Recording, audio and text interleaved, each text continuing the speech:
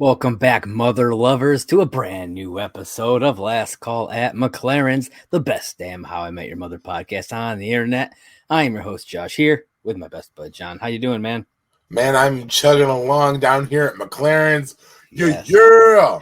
You excited to get back to some How I Met Your Mother? Absolutely, considering I watched the wrong episode first. That's okay. You'll be ready for the next one then. You're right. I will go back and watch that one anyway, but, you know. Yeah. I mean, it's a good episode, so. It is. Yeah. I like it. It's funny. But, yeah, we are finally back. Some How I Met Your Mother. I hope that you've all enjoyed our breakdowns of the first half of How I Met Your Father Season 2. We will be finishing up How I Met Your Mother Season 3 in the break between those episodes, though. That comes back at the end of May, so I look forward to that. But yeah, as we did, with most of How I Met Your Father for this season, we'll just be doing that week to week once it's there for those 8 weeks. And then it'll be back. We'll be into Season 4 after that. It'll be some good times. I'm excited for it. Yeah. And for those of you who are watching this, obviously you're watching this at least on Monday, if not later, which means Easter has already happened for you. Hasn't happened for us quite yet. Happens Happy tomorrow for us. Easter. So yeah, I hope you guys all had a happy Easter. If you celebrate that. For those who celebrate Ramadan, I hope that that is going well for you also. So I hope that whatever you guys celebrate out there, it's going well. Yeah, look at you being prepared. Trying, Ramadan. That's right. But yeah, so we are here to talk about Season 3, Episode 15, The Chain of Screaming. That's right. This one. Hold on. No, hold on. Okay, there we go. 15. I'll get there at some point. Yeah. Camera work is funny, guys. It is. Gotta bear with us sometimes. But yes, so this one aired almost exactly 15 years ago on April 14th of 2008. Was directed by Pamela Fryman. P. Fry! That's right. And written by the showrunners Carter Bays and Craig Thomas. Had the whole main crew working on this episode, John. Figures. Yeah. And the summary for this one reads, Marshall doesn't know what to do when his new boss yells at him at work. The whole gang has advice to offer. Ted buys a new car. Yeah, I like that they throw that little extra in there. It's such a weird storyline. It is. It really is. Literally it starts and ends in this episode. Yep. Which I thought was kind of hilarious to think about. Because I was like as I was watching this for the first time through for the episode here, I was like, oh yeah, he gets the car here. And I was like, how long does he have that car? I was trying to remember. And then at the end, he gets rid of it. I was like, oh, I guess that's why I couldn't think of how long he had this car for. Because it was literally just this episode. Just there and gone. Yeah. Because I wonder if he got rid of it off screen sometime when they just barely mention it and I just don't remember. No, it's just right here, right there. Boom. All right. So let's dive into this episode. Future Ted starts things off by telling his kids about the spring 2008. He had just started dating Stella and he'd gotten a big raise at work. And what did he do with all that money? Raise. Oh, I bet he's had lots of big raises since he started dating Stella. But what did he do with all that money, John? He bought himself a useless fucking car. That's right. And all his friends think that as well. I mean, I agree with Barney. It's New York City. You don't fucking drive in New York City. Yeah, I mean, I'm pretty sure he never drove it after he got it. I'm pretty sure. Until he had to return it. You know what I mean? Because even the one moment that he wants, that he's has the opportunity to drive it, or has a reason to drive it, he doesn't want to because he has such a good parking spot. Such a good parking spot. Yeah, so it's he doesn't even do anything with it. But so yeah, everybody is kind of making fun of him a little bit, especially Barney. And what I thought was hilarious, even though Barney thought it was dumb, he still called shotgun for all eternity. All eternity. And Robin's like, you can't do that. You can't call it for all eternity. And Barney's like, I called it. I can call things. Yeah. It was such a fucking sibling moment. And It loved really was. Yeah, it really was. And then we see Marshall walk up, and he's visibly distraught. visibly. And he needs a beer. I mean, we've all been there. Well, maybe Sure. not you because you're allergic to hops, but we've all been there. Yeah, you know, sometimes you just got to chug something. Boom. And so he does, man. He chugs down a beer, and afterwards he tells the gang about how his boss, as he calls him, Artillery Arthur, who's played by Bob Odenkirk. Love that guy. For those of you who don't know that guy by name, on the outside chance you don't know, that's fair. Watch Better Call Saul or Breaking Bad. Yeah, man. If you're missing out on all that good stuff, I mean, it's all good, man. You can go watch the old Mr. Show. That was a good one. Yeah. I always forget about that one. Mm-hmm. So he tells him about how his boss screamed at him at work one day because he didn't have his report ready, as they call it, the ninja report. No, I want the full name of that report. I did not bother. I thought about it. I was like, oh, I should write this down. I was like, nah. I like that they simply like get bored by it, and they're like, can't you just call it something interesting? Yeah. You know, like the ninja report. And he's like, okay. Yeah. And then because then he says it, and they're like, ooh, ninjas. Yeah, every time he says the ninja report, they're all like, oh. Mm-hmm. I do love how like he explains about the whole like Arthur going off thing. Like it's a common thing. Yeah. And the one that really gets me is the first time he talks about it. And he's like, you know, this is how it works. And he comes into the office. He's like, oh, good morning, Marshall. And he's like, how are you this morning? Oh, that's good. Hey, you know if so-and-so's in yet? And he's like, yeah, okay. Then he goes in there and he screams at him. And then the guy comes to the door and he's like, can you believe he did that on Bring Your Daughter to Work Day? Oh my God, she just peeks around him. Marshall's like, oh my God. I'm just like, damn. Yeah, that was something. Like But so apparently Marshall forgets to turn in the ninja report somehow. Yeah. And gets his ass reamed out. Yeah, and I mean, I feel like I know that Marshall is typically good at doing stuff last minute. He's talked about this kind of thing before. But it's not usually like him to not get his stuff done, you know? No, because the way he would say it is the kid is good at getting things done in the pressure. I mean, remember the 3-day party? Yep. You know, he had that big paper and he nailed it, man. It was like a 15 or 20 page paper or something like that. And he got that thing done that night and he got a B on it. Yeah. I don't think it was so much that. He said he was multitasking though. And he just forgot to turn it in. We've all been there. It's true. Yeah. We've also all worked for an Arthur at one point. That's also true. Yeah, very much. Mine came in the form of a boss that I worked for one time who ran a kitchen in downtown Fredonia. Yeah. No, absolutely been there. I've been on the screaming end where I did some screaming in return and almost lost my job. So, oh shit. Yeah, you know, it does happen. It's the chain of screaming. It is. It's the circle of screaming, John. Goes in a circle. It's the pyramid of screaming, John. Yeah, fine. It's the chain. I was going to go with the circle because, you know. I came up with that metaphor at the last time. But yeah, so Marshall reveals that, you know, he's kind of been regretting taking this job.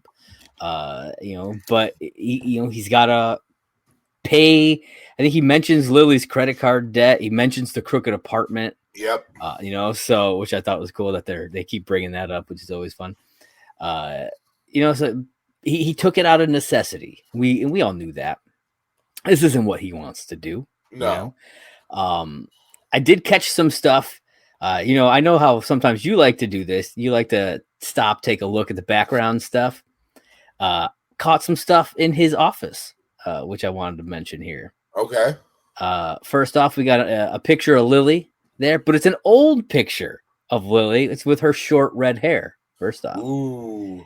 And secondly, if you look real close, behind the picture is a copy of the book The Power of Me, which we previously saw in 10 sessions. Yeah. Now, it made me wonder, did Marshall go back to the office to get his copy that he left?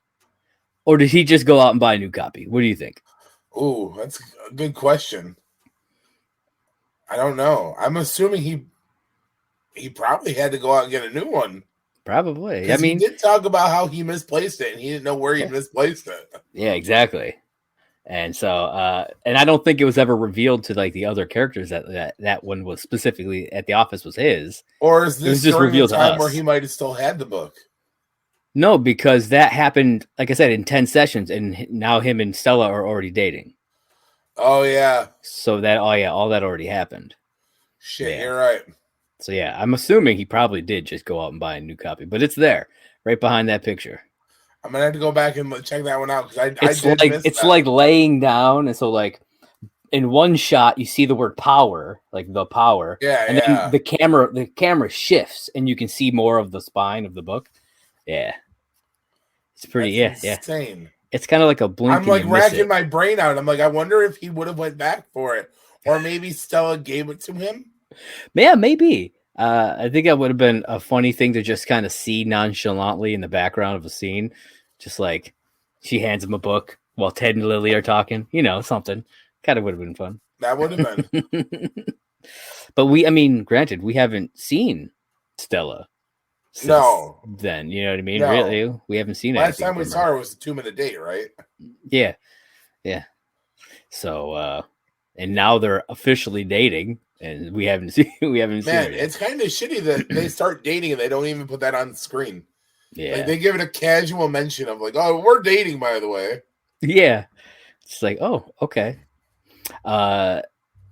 Barney does not understand what the big deal about all this is. He's like, it's just, it's part of corporate America. I got screamed at 3 times today, once in Korean. Which the Korean thing comes back up later. Yes. During the Blauman stuff, which I'll mention, but I thought it was like, okay. But yeah, Barney and all the Asian stuff, that's a running thing throughout the show. Oh, throughout Koreans, Japanese, Chinese, like they cover that spectrum throughout the show, which I thought it's an interesting choice. And the other thing about this portion of it, Lily, super horny. Yeah, because her Marshall's been so busy that they can't have adult relations.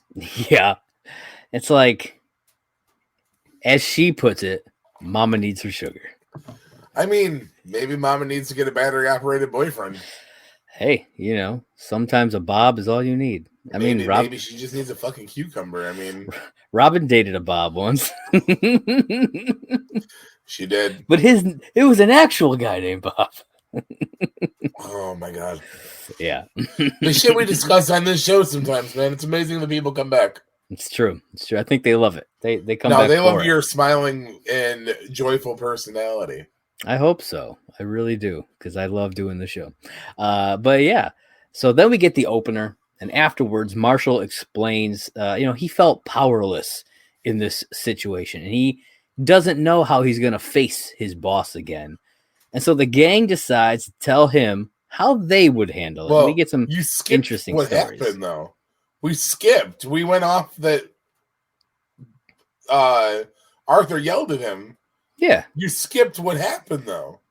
Marshall cries like a little girl. I didn't finish. We didn't finish actually telling his yelling story. Yeah, you're right. Marshall cries. He does cry. And now you're caught up.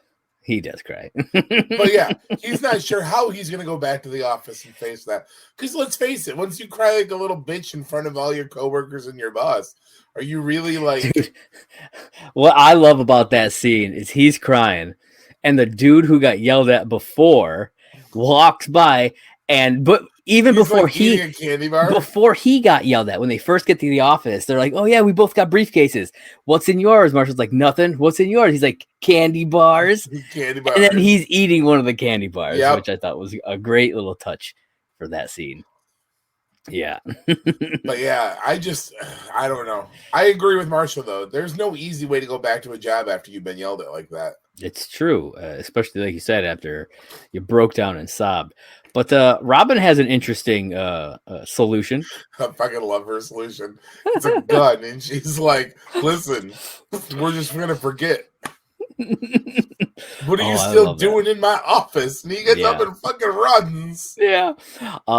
I love that. And then Ted makes an interesting comment here, which I thought was really funny. He says, gun violence might be the answer to everything up in Canada, but here in America, we solve our problem with words. And it really made me laugh because it's a real good satirical poke at our own country. Oh yeah. You know what I mean? Because I mean, gun violence has been a thing for a long time, even in 2008, obviously. Gun you know violence is one Forever, of the top problems we have in America. Yeah. So, and the way that Ted just kind of like matter of factly like makes it as a statement, like this is the way the world is when it's obviously not.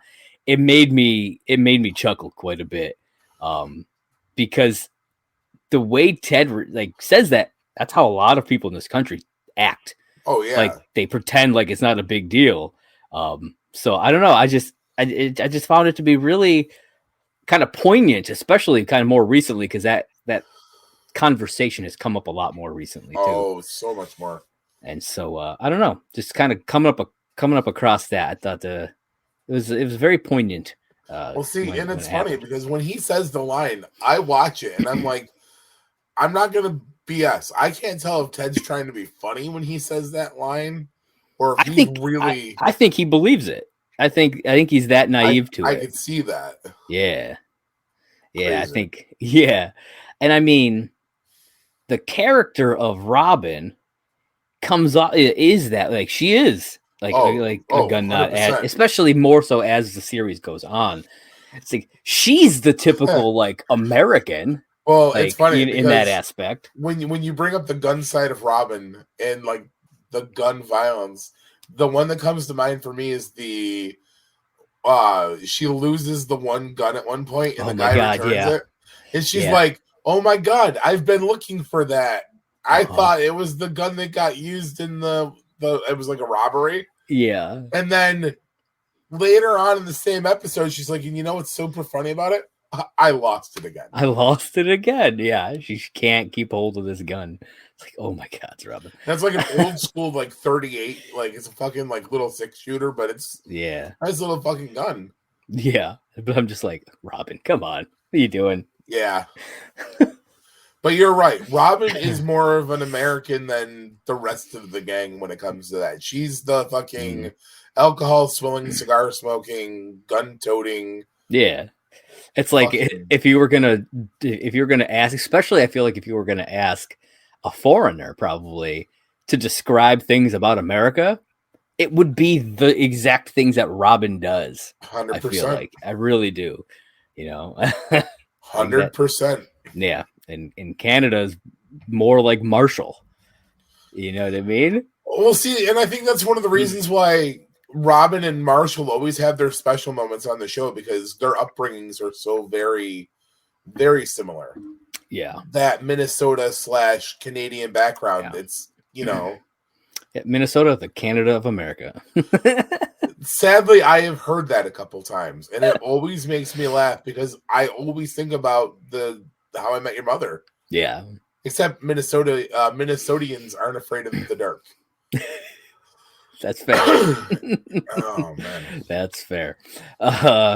So then Ted goes and shares what he would do, and he's his normal kind of pompousy type self. He gives this speech that he can't even get through. First off, he tries to act all like sophisticated, but it's like he just keeps fumbling through this speech. I love Bilson though, or not Bilson, Arthur. Yeah. Because the whole time he's like, "You got me on the hook, reel me in." Yep. There you go.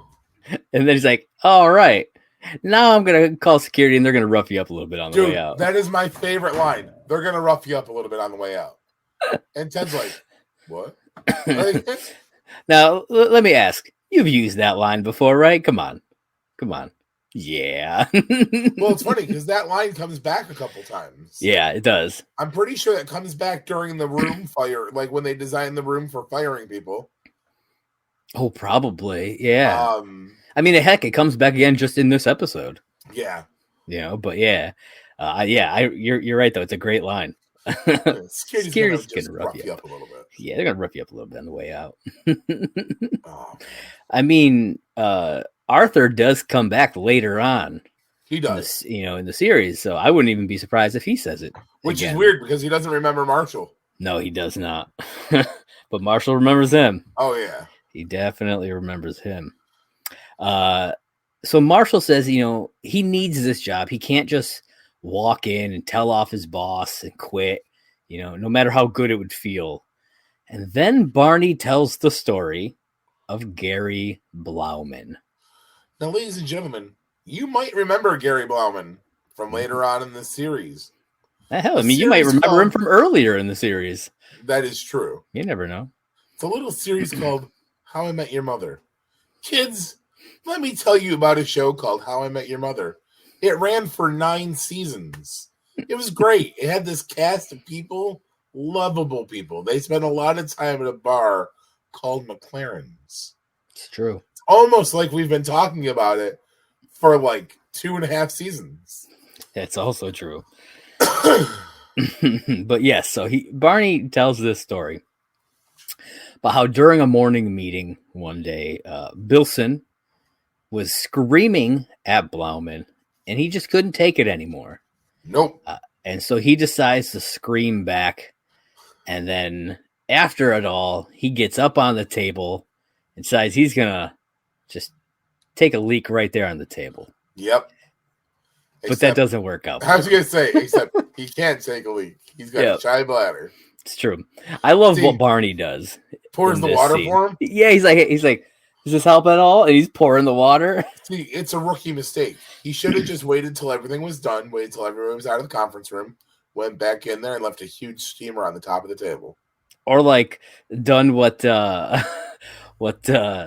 did in The Office and left it on his car. Yes.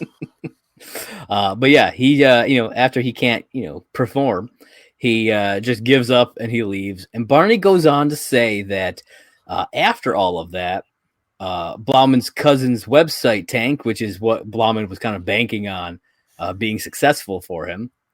Then he becomes a janitor at an old folks home and moves into a one-room apartment above a bowling alley, and then he dies. However, we know that this story, at least most of it, is completely false. Because not only do we see Gary Blauman a couple of times throughout the series, we see him. He gets his own episode essentially. In the last season, it's named after him. It's centered around him. It's a Blauman episode, but we also get him next season in season 4 in what's the episode? I have it written down. It's called Sorry Bro. And then we get him in the Sorry Bro? Yeah, and then in the season 5 episode, Jenkins, because he works at Goliath with them. Oh yeah. Yeah. So like he's there. So obviously none of that stuff happened. Hypothetically though. He might have gotten yelled at. Do you think, what do you mean hypothetically, is he there? We never see him interact with anybody who's not in the gang. I mean, Blauman's dead for real. Except for the final season episode. That's my point though. But does he interact with anybody who's not the main cast at the wedding? Yes. Joe Manganiello's character. Oh fuck, you're right. Yeah, he gets tackled by him, or he tries to. He goes. Yeah. Well, that's the thing though. He chases him though. He does, but but it's like he sees him, like he because he gets away. You know what I mean? Yeah. That ruins my theory. Oh, and James. Oh yeah. Because he was in love with him. Yeah. Yeah. Which is a whole nother thing. It's like, well, interesting. What? Yeah. It makes you look at that character very differently. Just fair. Thinking about that. But yeah, Blauman, not dead. Again, he might have gotten yelled at by Bilson. That's very possible. Yeah, it makes me wonder how much of Barney's story there is actually true then. Yeah. Did he Yeah. really try to piss on the table? Yeah, I don't know. Honestly, he probably just took it. He probably just took the yelling. Probably. And Barney probably Barney, just wanted to have a good story. yeah. I mean, really, he uses this fake story to bring up the chain of screaming. That's really Pretty all much. it's there for. And the chain of screaming is the way that Barney puts it. He says, Arthur's boss's boss screams at Arthur's boss. Arthur's boss screams at Arthur. Arthur screams at Marshall.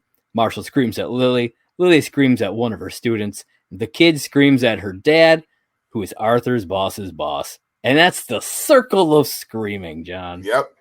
Because he decided to change it midway through to a circle. That was a better metaphor. Which one do you like better? Do you like the circle? The chain. You like the no, chain I better? like the chain because it is a chain of screaming. But I mean, I get where it would circle back around. So I mean, a circle makes sense. That's fair. Yeah, absolutely. It's the circle of life. It's the circle of something. Which honestly, if you think about that entire, never mind. That's a whole other rant. I'll go off on that on another time. Okay, fair enough. No, you know what? I got this. I'm going to make this really quick. The circle of life makes no sense. All these animals go to Pride Rock to watch the birth of a fucking lion, which is at some point either going to eat them or let them live because the circle of life says that's how it goes. Fuck that. Sure. I would get the fuck away from that lion. Not to mention, have you ever noticed that most lion packs have like 2 males, which means like Nala and Simba are probably like fucking like cousins or siblings? Yeah. Yeah. Disney There's usually one or 2, and that's it. Yeah. And I mean, we already know that Scar and Mufasa are brothers, which means either I don't think Scar's nailing any of these chicks, to be honest with you. Which means Nala is probably Simba's sister. Oh yeah, 100%. 100%. Because there's no other adult male in that in that pack. That's it. So she wants to fuck her brother. Yeah, I mean it's like Star Wars, man, all over again. It's Hamlet. No, it's Star Wars. But the circle of life says it's okay, people. It's true. It is. So Marshall and Lily, they debunk this whole thing. Lily, he doesn't yell at Lily. Lily doesn't yell at her students. And none of her kids have a parent who is at Marshall's work. And Barney, he angrily accepts that it's the chain of screaming now. And then he decides to yell at them. Doesn't it feel good? When was the last time you yelled? I mean, like, really yelled? Yeah. Probably like a month or 2 ago. Nice. Yeah. It was scary even for me. And and I'm the one who was doing the screaming. But somebody was making me very angry and not treating my child the way that she should have been treated. So that's the way it is, Sometimes you gotta put your foot down. And sometimes you gotta put that foot right in someone's ass and walk it fucking dry. There it is. Because Stone Cold said so. Yes. So Marshall asks Lily what he should do. And she, using her teaching experience, she decides that her way would be to talk politely to Arthur about all of this. Kind of as if Ultra Injustice is going to go in there and steal something. Right? That's I was like, where's my Aldrin Justice here?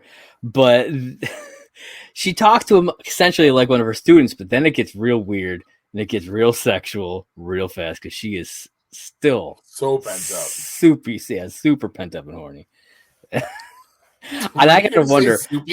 I don't know what I was gonna say, but I have to wonder. She's so soupy. She's so soupy, John. I gotta wonder. Cheddar broccoli. I gotta wonder like how that scene was between her and Bob Odenkirk to film, because it just looked like it had to have been a hilarious scene to film. I wouldn't doubt that. Oh man, but Marshall ends up going. I mean, outside of the sexual stuff, he winds up going with Lily's version. Well, he decides to go with it. It doesn't work out that way for him though. Nope. When it comes down to it. And then the next night, Ted and Lily are hanging out in the apartment. They're looking at carpet samples. Lily again, very horny still, talking about doing it on the carpets. And I mean, Ted has to, I love the way this conversation goes too. She's talking about like feeling it on her back and yeah. like He's like, Lily, didn't we already have this conversation about the tiles? So it's like, Jesus, she's just everything. like poor Ted. Yeah, it's like the bed thing, you know. Or It there's really many situations. There was or it was like, I don't remember if they were at the kitchen table or he was at the kitchen table, but they were having some sort of discussion like that, and then the camera pans to him, and he's he's on like, the couch. "Guys, yeah, okay, Yeah. yeah," and he's like, "Guys, come on, I'm right here." It's like it just happens a lot between the three of them. Oh yeah. Yeah, and then Ted gets a phone call from Marshall, and I love this phone call because he makes Ted pretend that it's Stella. Yep. I love you. Oh man, yeah, the "I love you" was interesting because Lily's like, "Oh, you guys are saying the L word now?" He's apparently so because they're not obviously Nope. saying that, and so it's like, Nope. I'm curious, if we'll see anything that references that between, because Lily thinks they are, you know what I mean? So Yeah. I'm curious how that will. I'm we'll have to keep track of that. That'll be something to look out for. We'll call it the Love Watch. I'm sure I'll forget that though, but Love Watch 2023. yeah. But you know, something is wrong, and he needs Ted to come downstairs. And Ted goes down there, and he finds out that Marshall got fired. Got fired. Yeah, he did, man. And they get into Ted's car and they talk about it all. Though I love this scene because Ted is so nervous about everybody bringing stuff into his car. Well, I mean, Marshall's got a giant fucking ice cream cone. No, that was Robin. Oh Marshall's yeah. He's got the burger and then a drink with him. Yeah. Sorry. Which I find interesting because Marshall was so like, you don't bring stuff into my car. Yeah. You know what I mean? There's no food. He even threw out Ted's stuff, right? But then it's somebody else's car. He's like, whatever. I'm bringing this burger in there. I mean, he's also in an emotional, distraught situation. It's very true. It's very true. But yeah, so they start talking. This was where, Marshall suggested they go for a drive, and Ted's like, no, Yeah. I found a good parking spot. And he explains what happened. Barney apparently convinced him to fulfill the chain of screaming by screaming at a restaurant waiter. And mid-story, this is where Robin hops in with, the just absurdly giant ice cream cone. Yeah, man, like it was way bigger than any ice cream cone needed to be. It's a big waffle cone with like an absurd amount of soft serve ice cream. It's just kind of like hanging over it. And throughout the scene, it's like slowly melting down the cone. Yeah. Like she ain't trying to police doing nothing to keep that ice cream cone. Like no. I mean, at one point he's like, you dropped some ice cream on in my car, Robin. Ted's really getting all up about this. I mean, it's a brand new car. I get it. Yeah, man. Like, I wouldn't be happy about it either. And then we find out back at the restaurant, Marshall, he does, he decides to go along with Barney's plan about yelling at this waiter. I asked for meatloaf. Yeah, no, it was he got meatloaf. Oh yeah. He wanted something. I don't even remember what the other thing was now. But the waiter he's like, no, I have worked a triple shift. My wife's screaming at me. I'm not taking this from you. You're going to eat your damn meatloaf. And Marshall gets screamed at again. And I'll be honest, I kind of wish he'd cried there. That would have been great. It would have been it would have been perfect. Just to see that just come fully around every time he gets screamed at. That would be fucking hilarious. Yeah, I think it was a missed opportunity. And so then the story gets interrupted again, and we get Barney into the car, and he's got a lit cigar this time. Yeah, he does. And it's a Cuban. Dude, it's a fucking... And people pay to have their cars smell like this. Right? So now you got You got Marshall with the giant cup and the big burger. You got Robin with the giant ice cream. You got Barney smoking. It's just like Ted's worst nightmare when it comes to this car. And everyone starts kind of like arguing about all of it. And then Marshall, he's like, I still got to tell my story. And so they leave the restaurant. Barney convinces Marshall to yell at him instead, just to get it out. He can't keep it all built up. And then he just goes at Barney about his mom, about like calling her a slut, about how Bob Barker isn't his dad, about how he's so closed off from feelings and all this. And Marshall doesn't want to be like that. I thought it was great. And the way that Barney kind of kept reeling him in, like at first he's like, okay, you got some volume, now give me some content. It was like, I liked it, and Barney never really got mad at him for any of the stuff that he said. Which I thought was that was a good friend thing for him. You know what I mean? He was really trying to help out Marshall there, which I thought was, you don't see that side of him very often. You really don't. Yeah. And then we flash over to Marshall's work, and he's screaming at Arthur, and then he quits. Yep. Yeah. And Marshall's freaking out about it. Like he's, they're back in the car, and he's worried about all of this. Barney tells him, you weren't supposed to scream at your boss. You're supposed to scream at somebody below you. And he's like, that's why it's a circle. And he's like, no, it's a chain. No, it's a pyramid of screaming. This is where we get the whole pyramid thing from. Yeah. And, Marshall's worried about telling Lily. And at that moment, Lily knocks on the fucking window and it freaks everybody out. And everything that is being held just goes all over the car. Oh, God, yeah. Poor Ted. Oh, man. The cleaning bill on that would not be... Ted's worst nightmare just coming to full reality right there. Everything is just all over the place now. Sadly, yes. Yeah. And so him and Marshall and Lily, they sit in the car, and they he tells her everything, and she tells him, I don't want you. You're not gonna go back and beg for your job. We'll figure it out together. You don't want to be there. We'll figure it out. That's the kind of love you need in life. Yeah, absolutely, man. And Ted ends up selling the car and gives the money to Marshall. Again, Marshall's got some really good friends. You see what Barney does for him. You see how Lily reacts to the news, and you see what Ted does. I mean, I don't think Robin specifically does anything.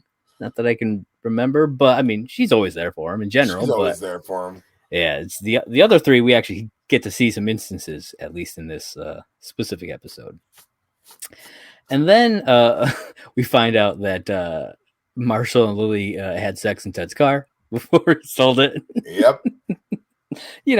Had to christen that thing before it was gone. And then to finish off the episode, we get a bit of a callback to the pilot episode, as we see Lily and Marshall sit up from the kitchen floor after obviously just having sex on top of the carpet samples. Yep. Yeah. And I thought this was an interesting little thing that in seasons 1, 2, and 3, they did this same scene. They did it one time in each, because they did it obviously in the pilot episode. Yeah. They did it in the Atlantic City episode when they got engaged. Yeah. And then they did it again here. So I thought that was really cool. I'm curious if it happens any more times, like throughout the show, or not. Keep our eyes on it. Yeah, but that would be cool if it was like once a season they're gonna do this kitchen scene. That'd be kind of hilarious. That would be if they did that. But yeah. So that, my friend, is season 3, episode 15, The Chain of Screaming. Oh shit. What are your overall thoughts on this? I love this episode because it's just so fucking funny. It's like Ted buys a useless fucking piece of something, then essentially gives all the money to Marshall. Yeah, fucking Lily is her pent up sexual self, which we see quite a lot from her. Yeah. It was real bad in this one, though. In this one, yes, it's overplayed, but it's a good episode, and it's definitely prime Carter and Craig. Yeah.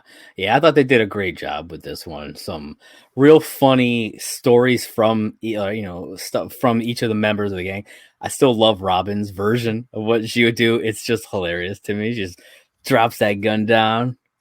Now get out of my office. Get out of my office. Oh man, it's good stuff. But I really like this one. All right, Can't believe he would do that. I'm bringing your daughter to work day. Bring your daughter to work day. Oh man. But yeah, so that brings us to your favorite part of the episode. I'm sure you're like, I'm sick of all these guys talking about all this stuff. I've seen the episode. I want to hear about Barney's blog. Suit up, bitches. Yeah, that's right. All right. So this entry in Barney's blog is titled The Chain. No, cross that out. The Circle. No, cross that out. The Pyramid of Screaming. That's right. To the gazette. And this one was, this entry was dated on April 14th of 2008. And it reads, all in caps here, "Hey, stupid blog readers, why don't you read my blog more?" Then it says, "Sorry, my boss screamed at me over a few missing schematics, and I had to release some steam. Why didn't I yell at my boss and not at you? Well, because that would be dumb, idiot. Be nice, my friend. You see, we all learn as children that screaming leads to results, and it's no different in the workplace. America was built on the backs of men and women who were yelled at to work harder, and the tradition has been screamed from generation to generation. But you can't just scream at anyone. That would be counterproductive. That's why it's imperative that you understand where you stand on the pyramid of screaming. Trademark pending." What exactly is the pyramid of screaming? The pyramid of screaming is a societal rubric that dismisses the parlor tricks of the chain of screaming, the scream ladder, the South Beach screaming, and other methodologies, and focuses on the golden rule of scream etiquette. You can only scream beneath you. And it says, to illustrate how it works, here's a scream pyramid for professional football teams. So I'm going to put that up on the screen here. So if you guys are watching, then you'll be able to see this. If you guys are listening, not so much, but we'll talk it through anyways. So it starts off, it's got the owner at the top, the head coach, then the assistant coaches, quarterback, the teammates, and at the very bottom, the punter. All right. And so I love that, the punter. Yeah. And so he says the head coach can't scream at the owner, but he can scream at anyone else. The quarterback can scream at his teammates, but not as his coaches. And the punter screams at no one. He's lucky to have a job. That's fair. Which I thought that was great. And then I said, it's no different inside your office, as exemplified by my own corporate scream pyramid. So we have another pyramid here for Barney's corporate structure here. Huh.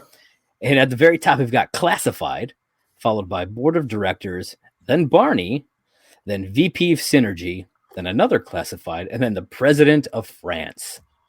Then in it, it says below is a blank scream pyramid for you to fill in, which I'll put on the screen in a minute. That way you guys can take a screenshot of it if you choose to. It says if you're not sure where you fit, you can always trick a colleague into screaming at someone and then see where the pieces fall. That's how I figured out I was above the VP of Synergy, as you can see on the one still on the screen here. So here is the blank one. I'll give you guys a few seconds here. Take a quick screenshot if you want to play around with it. And then you can post it on Instagram or on Twitter at LAST CALL HIMYM. Let us see what you got here for your pyramid of screaming. All right. And then it finishes off saying, important note, if you find yourself at the bottom, don't fret. The beauty of the pyramid is that there's always someone available to be the new foundation, the janitorial crew, the sleepy-eyed security man, or anyone who doesn't speak English are great places to start. All right. And that, my friends, is Barney's blog for the week. Nice. And that's wraps up season 3, episode 15, The Chain of Screaming. John, if you don't have anything left for the folks, you could let them know where you can find you. I mean, Yeah. it's pretty simple. We say it all the time. Hop on over to Twitter right here. It's simply saying J1. I have a blog. I have a podcast. Check them out if you feel so inclined to. If not, then, hop on over and check out all this motherfucker shit because he's got a lot more than I do. Boom. All right. Yeah, you can check me out on Twitter at Movie Blog Merc. That's the Twitter page for my site, Merc with a Movie Blog. If you are watching this on YouTube, you are watching it on the Merc with a Movie Blog YouTube channel. So be sure, if you like what you're watching, hit that like button, smash that subscribe button, click that little bell where you see it. And remember, if you're watching it from your mobile device, you can set your notifications to be notified when we drop new videos. Boom. Every Monday or there Friday, depending on which version we're recording. Yeah, it'll be there. It'll be there when it's there. That's why you set your notifications, because then it just drops it to you. Boom. See, you guys know. And if you guys are listening on podcast form, you head over to anchor.fm/last call HIMYM. Leave us a voice message. We want to hear all your beautiful and non-beautiful voices over there. Ask us some questions, comments, concerns. Hey, I'm not going to say whose or whose, though. Just saying. You be self-conscious about yourself. There it is, folks. And then on Apple Podcasts, you can leave us a 5-star review if you like, what you're hearing at, obviously, and we'll read that out on air as well. And you can head over, you can listen to us on Spotify, of course. Can't leave a written review, but I'm sure they have some sort of star review system or something over there. I don't know. I don't know either. Some sort of rating system. Feel free. I don't know how it works. And all the other, podcast platforms, I'm sure, there's stuff, for you over there. And be sure to check us out on Twitter and Instagram at Last Call HIMYM. I'm pretty active on, at least on the Twitter page, so definitely hit us up there. And yeah, I think that's all I got for him, man. What do you got for him? Happy Easter. Don't get too wasted.